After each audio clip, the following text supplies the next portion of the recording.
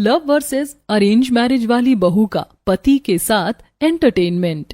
Showroom में कुसुम गुनगुनाते हुए अपने बच्चों के लिए शॉपिंग कर रही है।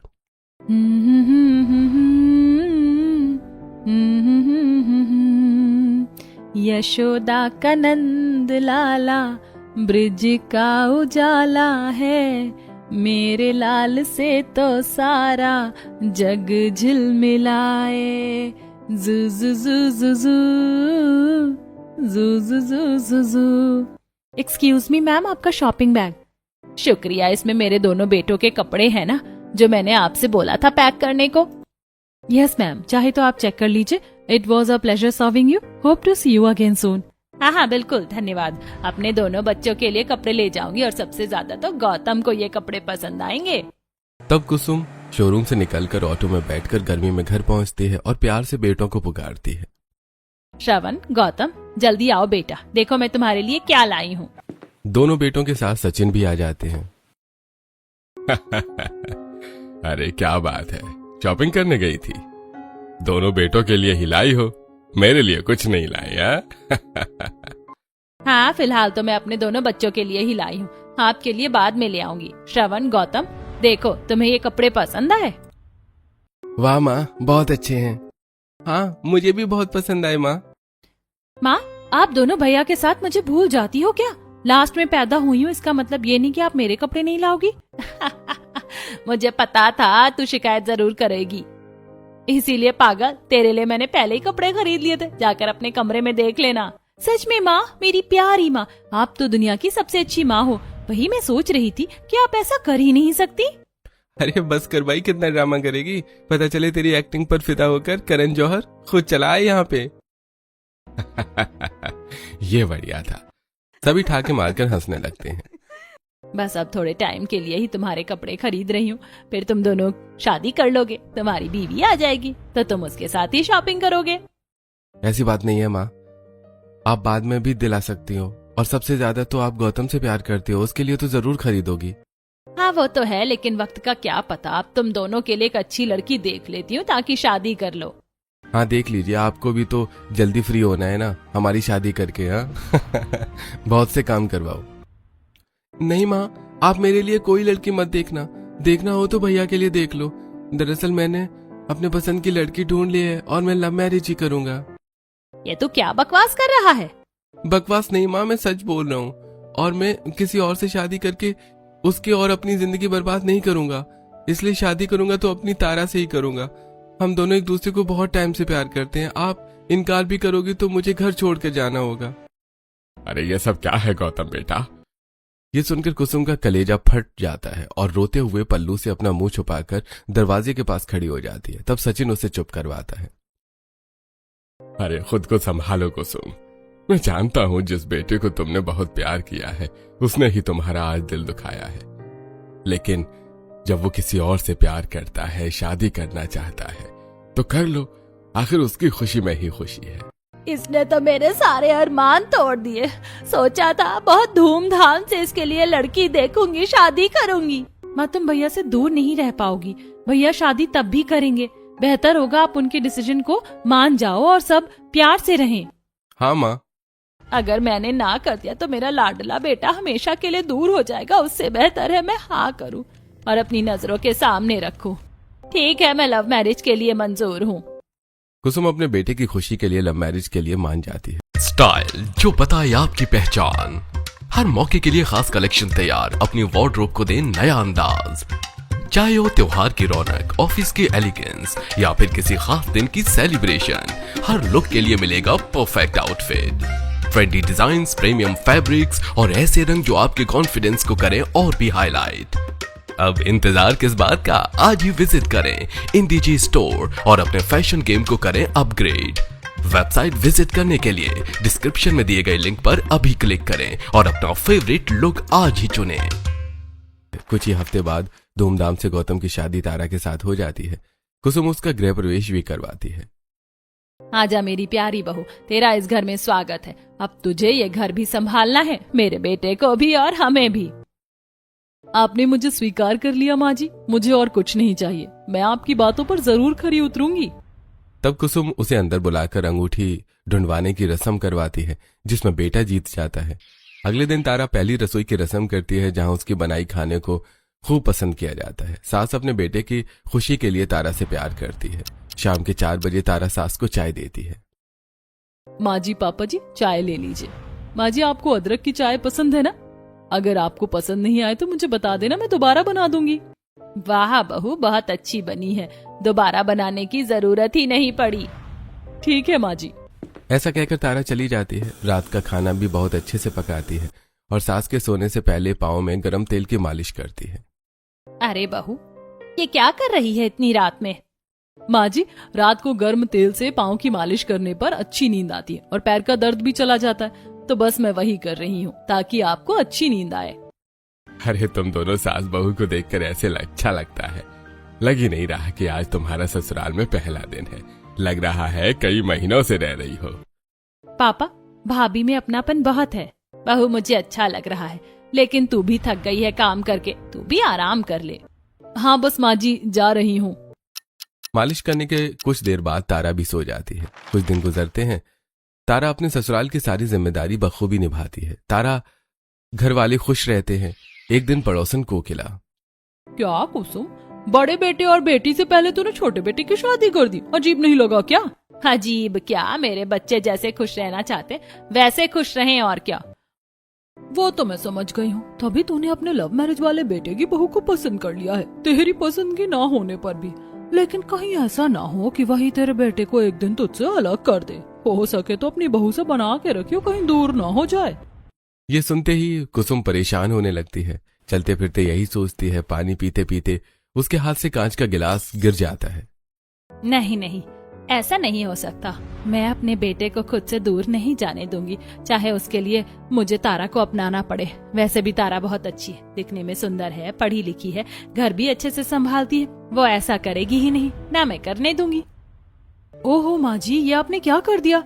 आप साइड हट जाइए, वरना आपको कांच का टुकड़ा लग जाएगा। मैं साफ कर देती हूँ।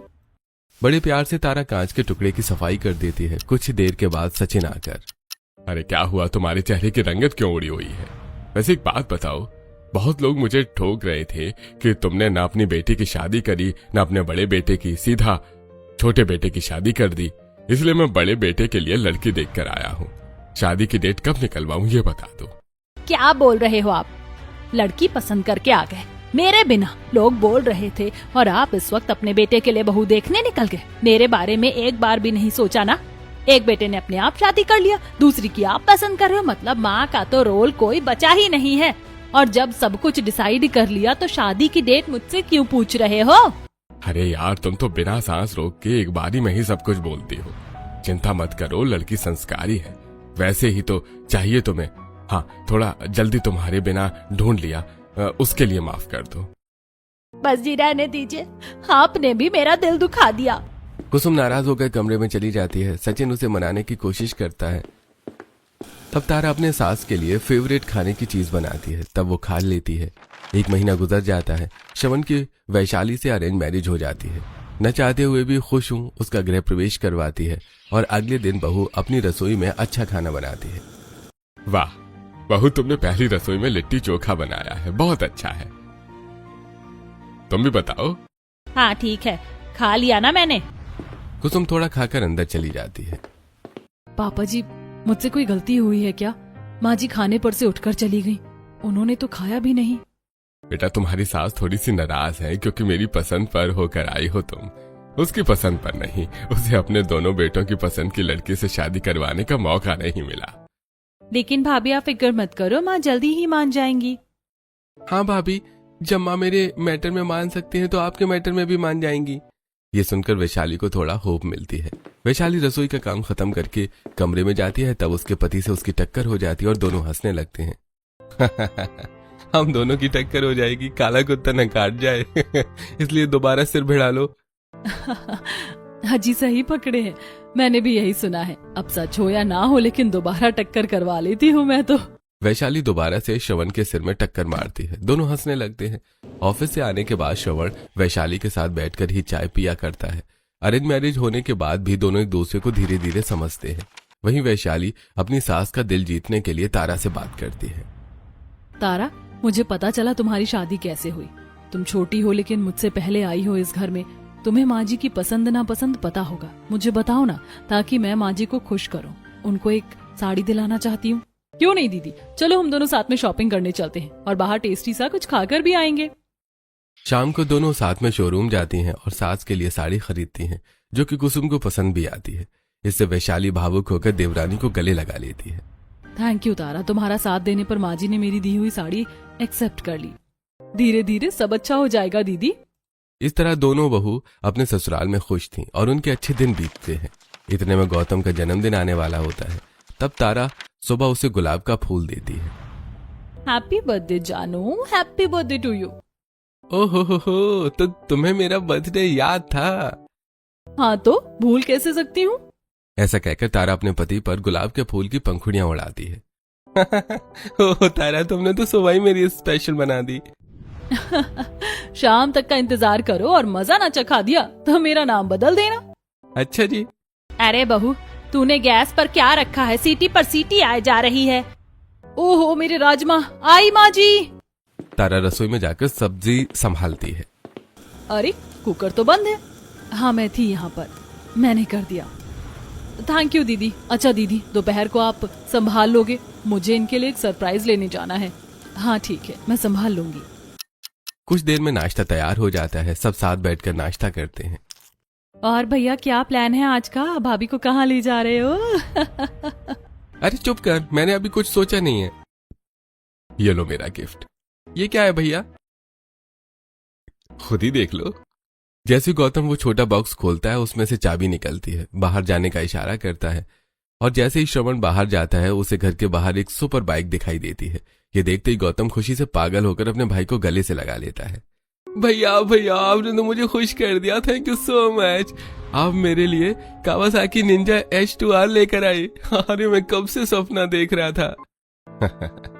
छोटे, तेरे लिए कुछ भी। अब ज्यादा सेंटी मत हो, इसी पर ही ऑफिस जाना। हाँ भैया। सब लोग बहुत खुश होते हैं।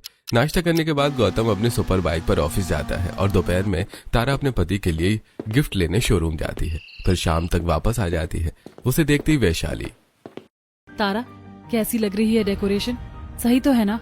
हो गॉड, ची दीदी, इसे डेकोरेशन बोलते हैं। Third class. सही कहा है। अरेंज मैरिज वाले लोग बेकार ही होते हैं। उनकी चॉइस अच्छी कैसे हो सकती है? ये तुम कैसी बातें कर रही हो तारा? क्या कैसी करूं? आपसे ज्यादा प्यार से बात कर लेती हूँ, इसका मतलब ये नहीं कि कुछ भी चलेगा। आज उनका बर्थडे है ना। अच्छा ये छोड़ो, देवर जी का गिफ्ट ले आई हो? मेरा दिमाग खराब है क्या? दिन भर गिफ्ट देती रहूं? मुझे नहीं देना कोई गिफ्ट। शादी से पहले बहुत गिफ्ट दिए हैं, अब क्या लव मैरिज के बाद में भी दूं? अचानक से क्या हो गया? शायद कोई अच्छा गिफ्ट नहीं मिला होगा, इसीलिए चिड़चिड़ा रही है। कोई नहीं। तारा अंदर जाकर आराम करती है। कोई डेकोरेशन नहीं। शाम के 4 से 5 बज जाते हैं। तब कुसुम। अरे बहू क्या बात है, आज तूने चाय नहीं बनाई? हमेशा तो तू टाइम पर 4 बजे ले आती है। हर चीज टाइम पर करूंगी माँ जी, इसका मतलब ये नहीं कि मैं इस घर की नौकर हूँ और वो काम करती रहूं। किसी और से बोल दीजिए, चाय बना देगा। पारुल भी तो है। अच्छा चल कोई बात नहीं। तारा किसी से ठीक से नहीं बोलती। शाम को गौतम अपनी सुपर बाइक पर आ जाता है और तारा को पीछे से आकर गले लगाता है। तब तारा धक्का दे देती है। अरे क्या है, इतनी गर्मी में कौन चिपकता है? अच्छा ठीक है, सॉरी। अब एक्टिंग करना बंद करो। मेरा गिफ्ट दो। मैं ऑफिस से भागा भागा सिर्फ तुम्हारे लिए आया हूँ। मेरे लिए आए हो या मेरे दिए हुए गिफ्ट के लिए आए हो? मैंने तुम्हारे लिए कुछ नहीं खरीदा। अरे तुम मजाक कर रही हो ना? तुमने मेरे लिए जरूर कोई सरप्राइज प्लान किया है। ये बच्चों वाली हरकतें छोड़ दो गौतम, आखिर कब तक होंगी? इसे क्या हो गया? सुबह तक मुझ पर फूल बरसा रही थी, सोचा था शाम को कोई सरप्राइज देने वाली है, और अब इतनी चिड़चिड़ी। हाँ कोई बात नहीं, वैसे भी मुझे कुछ नहीं चाहिए। कुछ देर बाद गौतम का केक कट किया जाता है। तारा उसे खिलाने की जगह खुद खा जाती है। घर वालों को यहाँ तारा का बिहेवियर थोड़ा अजीब लगता है। ऐसे दिन गुजरते हैं। धीरे धीरे तारा चिड़चिड़ाने लगती है और सब लोगों से घमंड तरीके से बात करती है। आखिर अचानक से लव मैरिज वाली बहू के तेवर क्यों बदल गए?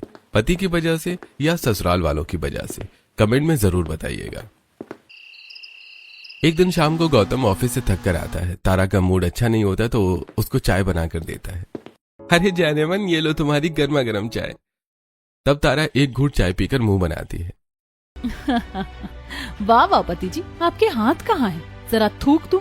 मतलब चाय बनाइए, बर्तन धोने का पानी। माँ, भाभी को क्या हो गया है? ऐसे तो नहीं बोलती थी ना भैया से। मैंने तुम्हारे लिए कितने प्यार से चाय बनाई है तारा, अगर अच्छी नहीं लगी तो दूसरी बना देता हूँ। अरे माफ करो। तारा उठकर चली जाती है। जहाँ एक तरफ लव मैरिज में गौतम परेशान हो रहा था, वहीं वैशाली और श्रवण के बीच में अरेंज मैरिज के बाद भी बहुत अच्छा रिश्ता बन गया था। जब वो ऑफिस से आता है, ऑफिस के काम से बहुत ज्यादा परेशान होता है। दिमाग खराब हो गया है आज तो ऑफिस में, मन तो कर रहा है सब कुछ तोड़ फोड़ दूं। तभी वैशाली उसे परेशान देखकर अपने पति की तरह कपड़े पहनकर विग और नकली मूछ लगाकर उसके सामने आती है। अरे वैशाली, तुमने मेरी शर्ट प्रेस नहीं करी। कोई बात नहीं, मैं कर देता हूँ। देखो वैशाली, आज मैं तुम्हारे लिए ये सुंदर सा गजरा लेकर आया हूँ, कहो तो इसको लगा दूं? अरे वैशाली, तुम ये क्या कर रही हो? जो भी हो बट फनी लग रही हो। वैशाली, तुम ये क्या कर रही हो? जो भी हो बट फनी लग रही हो। अरे तुम मेरी नकल उतार रही हो ना, मेरी तरह बनकर? तुम मेरी नकल उतार रही हो ना, बिल्कुल मेरी तरह बनकर। अरे बस करो वैशाली, अपने कैरेक्टर से बाहर निकलो वरना मैं। इतना कहकर श्रवण उसे गोद में उठाकर गोल गोल घुमाता है और दोनों हंसने लगते हैं। अरे पागल लड़की, क्या क्या करती रहती हो तुम आजकल? मैंने तो बस आपके एंटरटेनमेंट के लिए, अच्छे मूड के लिए ये सब किया, और मुझे ये कितनी बार भी करना पड़े मैं करूंगी। पता नहीं थे बीबी संस्कारी पैकेज में एंटरटेनमेंट का धमाका भी आ गया है। यहाँ दोनों हंस रहे होते हैं। वहाँ हॉल में ससुराल वालों ने लव मैरिज बहू की शादी की वीडियो चला रखी होती है। सब बैठे होते हैं। श्रवण वैशाली भी बाहर आ जाते हैं। तभी अपने पति के मंडप में बैठे हुए फेस को पॉज करके तारा जम कर देती है।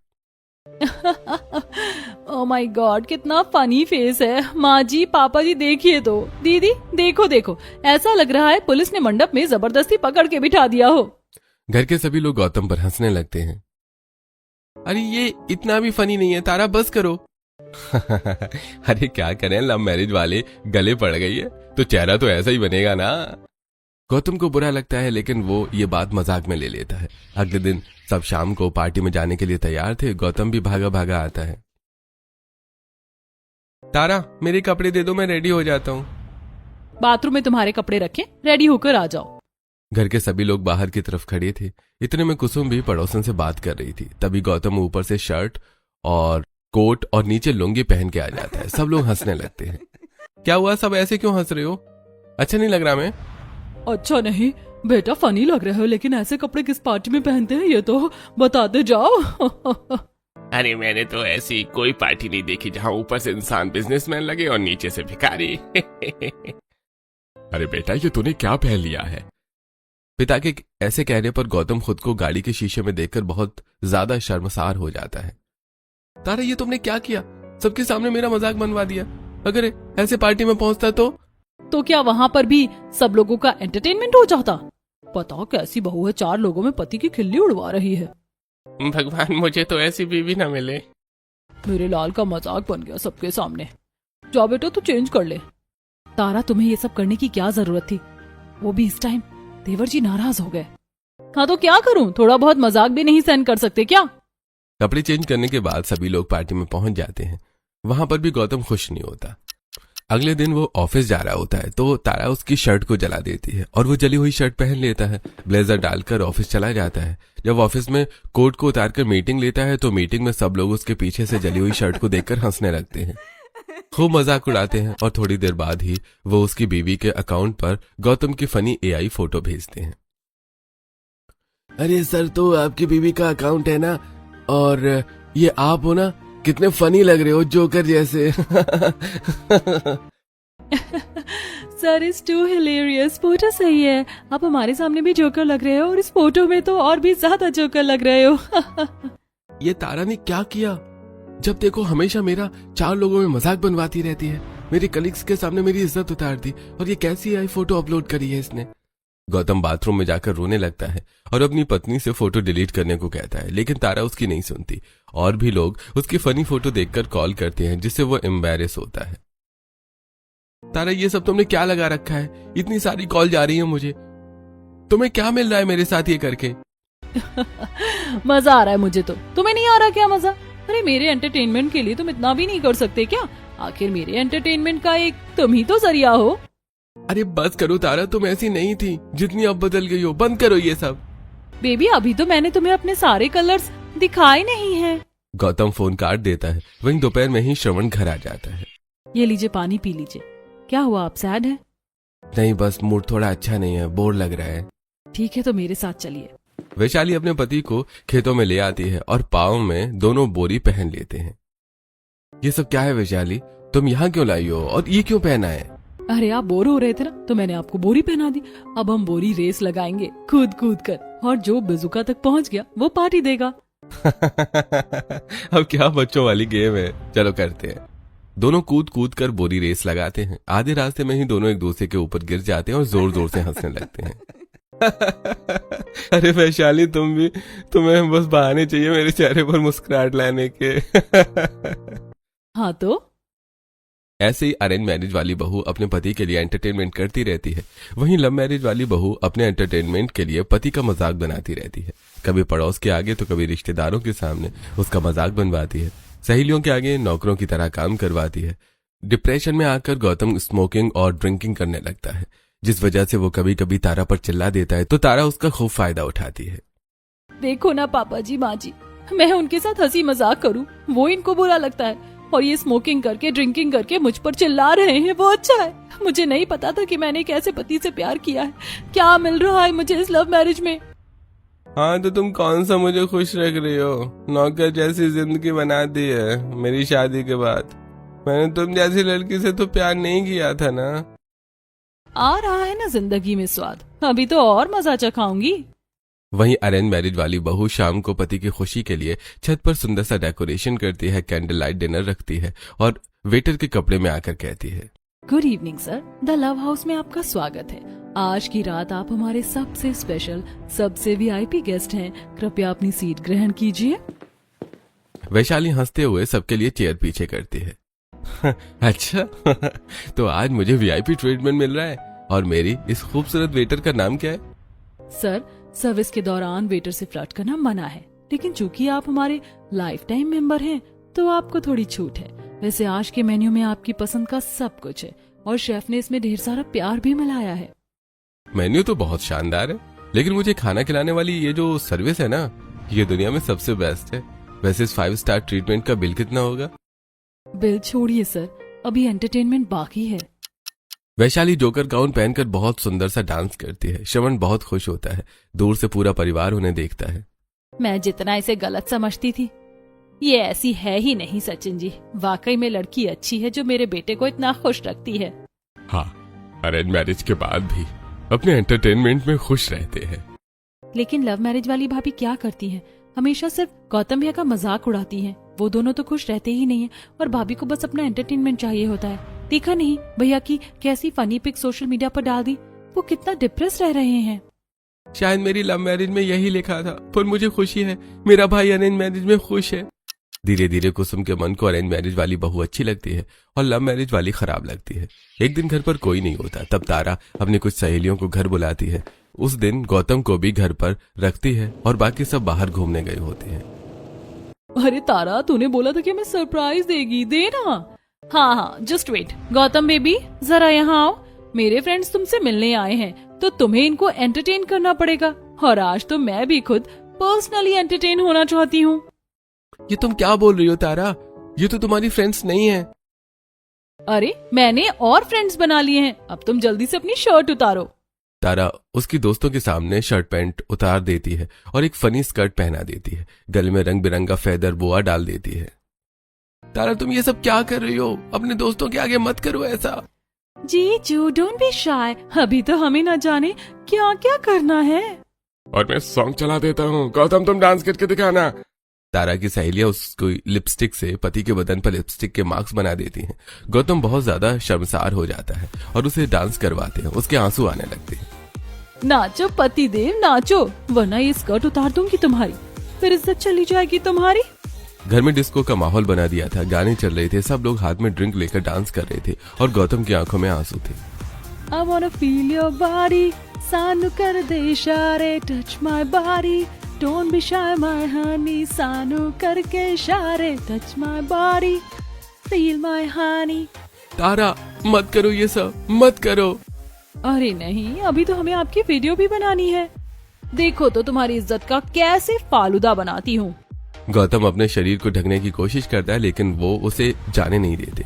इतने में घर वाले आ जाते हैं और गौतम की ऐसी हालत देखकर परेशान होते हैं और तारा को सब सुनाते हैं। उसके दोस्त चले जाते हैं। बस कर तारा, तूने क्या किया? अपने पति का इतना मजाक क्यों बनवा रही है? ये क्या हालत कर दी है तूने मेरे बेटे की? बहू, हमें तुमसे ये उम्मीद नहीं थी। आपको क्या हो रहा है? मैं अपने पति के साथ कुछ भी करूं, आपका बेटा है तो क्या मेरा कुछ नहीं लगता? और थोड़ा सा एंटरटेनमेंट के लिए मैंने ये सब कर दिया तो क्या हो गया? बस करो तारा, तुम अपनी हद पार कर रही हो। आप तो चुप रहिए जेठानी जी। इसके बाद जैसे तैसे वैशाली माहौल शांत करवाती है। अगले दिन तारा अपने पति का वीडियो वायरल कर देती है जिससे उसके रिश्तेदार और उसके दोस्त वगैरह सब उसका मजाक बनाते हैं। गौतम इतना डिप्रेस्ड हो जाता है कि वो नशे की हालत में सड़क पर यूं ही चल रहा होता है और फिर फ्लाईओवर के ऊपर खड़ा हो जाता है। सब लोग मेरा मजाक बना रहे हैं। तारा ने मेरी जिंदगी बर्बाद कर दी। सब मुझे लड़की, सलट, बेशरम, बसंती, पता नहीं क्या क्या बोल रहे हैं। अब मैं नहीं जीना चाहता, अब मैं मर जाऊंगा। मेरी लव मैरिज वाली बीवी ने मुझे कहीं का नहीं छोड़ा। गौतम कूदने वाला होता है कि श्रवण उसका हाथ पकड़कर उसे पीछे खींच लेता है। गौतम, तू पागल हो गया है क्या? क्या करने जा रहा था? अरे अपना नहीं तो हमारे बारे में तो सोच। माँ को और हमें कितना बुरा लगेगा अगर तुझे कुछ हो जाता तो। क्या कर रहा है ये सब? वो तो अच्छा हुआ मुझे दीपेश ने बता दिया कि तू इतना परेशान होकर ऑफिस से यूं ही निकल गया, तो मैं भी आ गया तुम्हारे पीछे पीछे। भैया मुझे नहीं जीना, मुझे मरने दो। मैं किसी को शक्ल दिखाने लायक नहीं हूँ। तारा मेरे साथ ऐसा करेगी मैं जिंदगी में नहीं सोचा था। पहले तो अपने एंटरटेनमेंट के लिए वो छोटी मोटी चीज करती थी लेकिन अब नहीं। हम इस बारे में घर पर बात करेंगे, तू परेशान मत हो, घर चल। श्रवण उसे समझाता है और उसे घर लेकर आता है। प्यार से कुसुम उसे अपने हाथ से खाना खिलाती है। वैशाली ख्याल रखती है और तारा उसकी हालत के लिए भी उसके आसपास नहीं भटकती। वैशाली पानी लेने जाती है तभी वो तारा को कॉल पर सुनती है। अरे उसे टाइट से पकड़ कर रखो, बांध कर, और ध्यान रहे वो कहीं जा ना पाए। तुम्हारी पेमेंट तुम्हें कल तक मिल जाएगी। अभी मेरा प्लान सक्सेसफुल नहीं हुआ। कुछ तो गड़बड़ है। किसको इसने बंद करवा कर रखा है, देखना पड़ेगा। बहुत बदल गई है और इसने अपने हाथ में घड़ी भी उल्टे हाथ में पहनी है। ऐसे तो कभी नहीं पहनती थी। घर में चिड़चिड़ी हो गई। इतना प्यार करने वाले पति के साथ उसे आत्महत्या करने पर मजबूर कर दिया। कुछ तो गड़बड़ है। नहीं, पूरी दाल ही काली है। वैशाली तारा के फोन को किसी तरह अपने कब्जे में लेकर उसे नंबर को निकाल देती है और अपने पति को सब कुछ बताकर पुलिस वाले से ट्रैक करवाती है। पुलिस वाले जब अगले दिन उस जगह की लोकेशन देखते हैं तो वैशाली अपने पति के साथ वहां पहुंच जाती है। वैशाली, तुम क्यों इतना ज्यादा सोच रही हो फालतू में? हम यहाँ आ गए हैं, चलो चलते हैं। नहीं श्रवण जी, मुझे कुछ गड़बड़ लग रहा है। एक बार चलते हैं ना। और मैंने सुना था यहाँ गुंडे वगैरह हैं। आप बेहोश करने की दवा लाए हो ना? हाँ, लाया हूँ। दोनों पति पत्नी उसे फार्म हाउस पर पहुंचा जाते हैं और एक एक करके क्लोरोफॉर्म वाला रुमाल उन गुंडों के मुंह पर लगाकर बेहोश कर देते हैं। जैसे वो अंदर पहुंचते हैं तो तारा की शक्ल देखकर हैरान हो जाते हैं। ये क्या? ये नहीं हो सकता।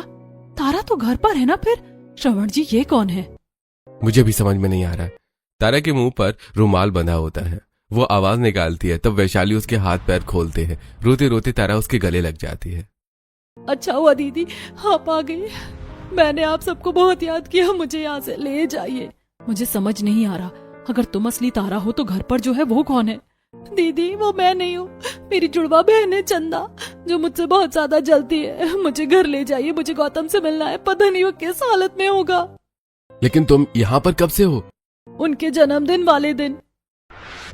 तारा गिफ्ट मॉल से निकलती है तभी चंदा उसके सिर पर वार कर देती है और गुंडों से उठाकर उसे फार्म हाउस ले जाती है और बांध के रख देती है। और बता बहन, बहुत खुश है तू तो शादी करके, लेकिन जैसे कि तू जानती है तेरी वजह से मुझे कभी खुशियाँ मिली नहीं है। तो तेरी खुशियों पर ग्रहण लगाने के लिए मैं आ गई हूँ। अब मैं तारा हूँ, किसी को पता नहीं चलने वाला। और तूने तो गौतम को बताया भी नहीं। नहीं, तू ऐसा कुछ नहीं करेगी, छोड़ मुझे। उसने मुझे सर पर मारकर दोबारा बेहोश कर दिया। जब से मैं कैद हूँ। ये सच्चाई घर वालों के सामने लानी पड़ेगी। वैशाली रास्ते में उसे गौतम के बारे में सारी चीज बताती है। वो सोशल मीडिया की फोटो वीडियोस देखकर बहुत परेशान होती है। तब वैशाली घर में सब कोई इकट्ठा करके कहती है, माँ जी, पापा जी, मैं आप सबको तारा के बारे में कुछ बताना चाहती हूँ।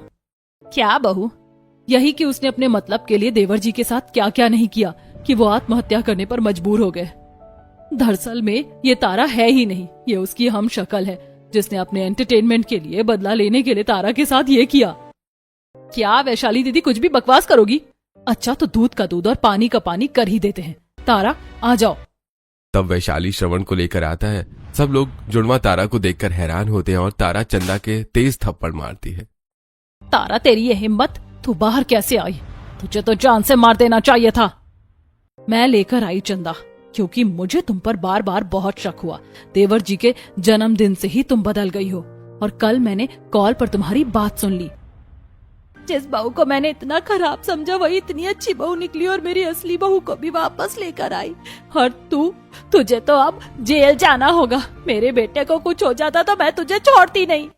गौतम मैं तुमसे बहुत प्यार करती हूँ, तुम्हें खरोच में नहीं दे सकती। इसने जो भी तुम्हारे साथ किया है मेरी जगह जाकर, वो सब इसका प्लान था। ये मुझसे चलती है, मुझे माफ कर दो। मेरी वजह से तुम्हें इतना टॉर्चर सहना पड़ा। मैं तुम्हारी गलती नहीं है तारा, पुलिस आती ही होगी। आज सच सामने आ गया। झूठ के पैर नहीं होते, इसीलिए ज्यादा दूर तक नहीं भाग पाया। तुम जेल में सड़ोगे और याद रखो, दूसरों की थाली देखकर जलने वाला इंसान कभी अपना पेट नहीं भर पाता। इस तरह चंदा को पुलिस पकड़ कर ले जाती है। दोनों पत्नी अपने पति के साथ खुशी खुशी रहने लगते हैं। दोस्तों, क्या तारा ने अपनी जुड़वा बहन के साथ सही किया? कमेंट करके हमें अपनी राय जरूर बताइए।